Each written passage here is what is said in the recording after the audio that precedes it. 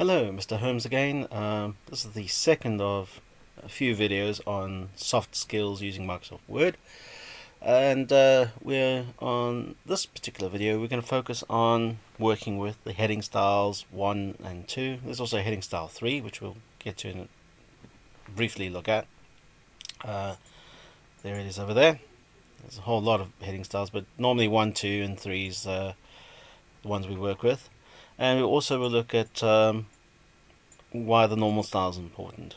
Okay, now heading styles are great for a number of reasons.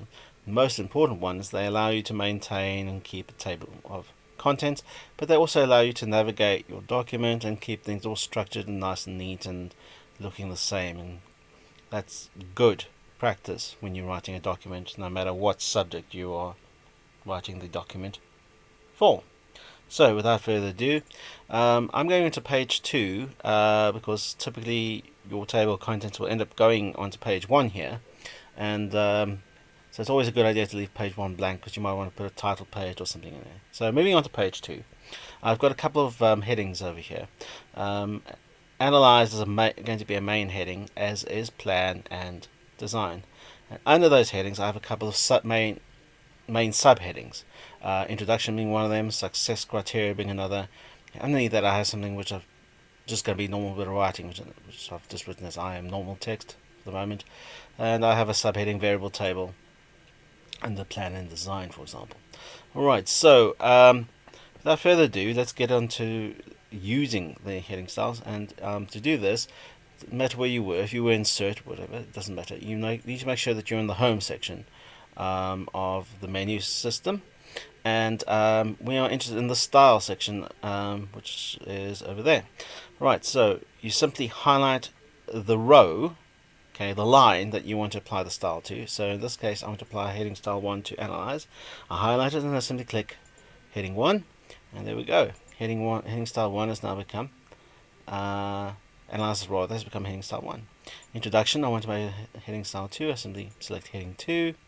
Now, if I got a bit lazy and decided I wanted to highlight everything like I am doing at the moment and just like all heading style 2, that would be a bad idea, because you can see what's happened now is I've inadvertently or by chance, without meaning to, also made the normal text underneath it into heading style 2. If you've done that or that ever happens to you, all you need to do is highlight the text you want to not have as being a heading style and turn it back to normal by selecting normal in the styles as I have just done. So now I've got heading style 2 and normal. You'll notice also if I click underneath the heading, because I've only selected one row at a time, one line at a time, everything underneath this introduction is normal style, which is exactly what I want to happen. Right, plan and design. That is going to be a main section, so I'm going to use heading style 1. Variable table will be a main subsection, so I'm going to use heading style 2. And again, if I click in between or after each of the headings, notice I still have a bit of space where I have a normal text, so that the document will behave normally either side of all these headings, and that's quite an important trick to use. Alright, that's how we use heading styles. Okay, so one of the benefits of heading styles, if I go to view now, and one of the options I've got is if I look at outline view, you can see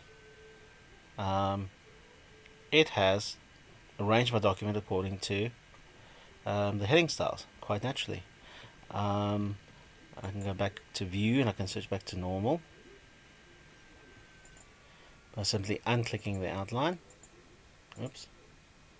Draft. Web layout. There's all sorts of things. Okay, so I'm going to go back to show document. Close outline view. There we go. Aha. The thing I'm actually looking for, however, is something called a navigation pane, which if I go to the view menu, there's various options up here. One of them is the show section. It says ruler, grid lines, whatever. If I tick the navigation pane, you see what happens is on the left hand side all my main headings have come up, and actually these sections are now hyperlinked. So if I forced plan design onto page 3, for example, just by pressing enter a couple of times, Right, if I click Plan Design, it'll jump straight there. If I click Analyze, it jumps me back to the top of the document. It takes me to Analyze. So it makes it very easy to maintain your document and to move around it instead of having to go page down, page down, and all that sort of stuff. So having your heading style set up correctly is very important. It'll help you navigate around a really big document as well as keeping things nice and neat. Not to mention the fact that it makes setting up table contents really easy, which is going to be the next thing we do in the next video. Thanks for watching. I hope it was helpful. Goodbye.